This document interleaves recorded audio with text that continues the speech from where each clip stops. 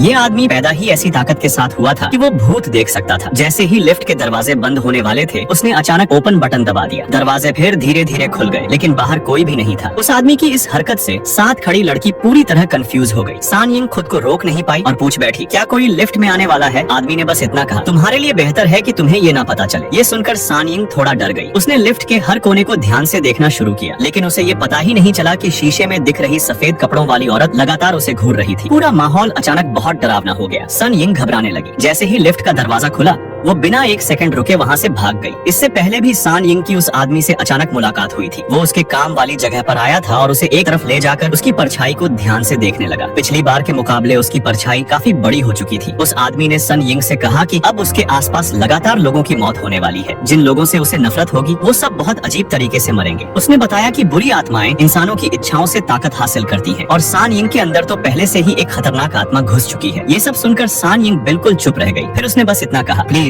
मुझसे दोबारा संपर्क मत करना, और वहाँ से चली गई। जैक तुरंत उसके पीछे गया और उसे रोक लिया। उसने किसी पुराने एहसान का बहाना बनाकर उसे कुछ देर रुकने को कहा। आखिरकार सन यिंग मान गई। रास्ते भर जैक भूत प्रेत और आत्माओं की बातें करता रहा। उसका कहना था कि सान यिंग के अंदर जो आत्मा है वो बहुत ज्यादा खतरनाक है, लेकिन सान यिंग ने उसकी एक भी बात सीरियसली नहीं ली। वो बस वहाँ से निकलना चाहती थी। जैक फिर भी हार नहीं मान रहा था। उसने पूछा कि क्या हाल ही में वो किसी अशुभ चीज के संपर्क में आई है या किसी डरावनी जगह गई है। ये सुनकर सान यिंग गुस्सा हो गई। उसने ठंडे अंदाज में कहा कि वो भूत प्रेत जैसी चीजों पर बिल्कुल विश्वास नहीं करती, और फिर बिना पीछे देखे वहाँ से चली गई। यहाँ तक कि प्रोफेसर भी उसकी बातों से परेशान हो गया। आखिर में वो सिर्फ इतना चिल्लाया, रात में जाकर खुद को आईने में ध्यान से देखना। उसी रात अचानक दो पुलिस वाले सन यिंग के घर पहुँचे। उन्होंने उसे एक ठग आदमी की फोटो दिखाई और बताया कि उसकी मौत हो चुकी है। ये खबर सुनकर सान यिंग पूरी तरह हैरान रह गई। फिर पुलिस उससे पूछताछ करने लगी। उन्होंने पूछा कि 2 जनवरी को वो कहाँ थी। अपनी बेटी को शक के घेरे में देखकर उसकी माँ तुरंत बोल पड़ी कि वो पूरी रात घर पर पढ़ाई कर रही थी। ये सुनने के बाद पुलिस ज्यादा सवाल किए बिना वहाँ से चली गई। लेकिन सान यिंग को प्रोफेसर की बातें याद आने लगी। उसने तुरंत एक आईना निकाला और खुद को देखने लगी, और ये देखकर वो दंग रह गई। उसकी आंखों के नीचे काले घेरे बहुत ज्यादा बढ़ चुके थे।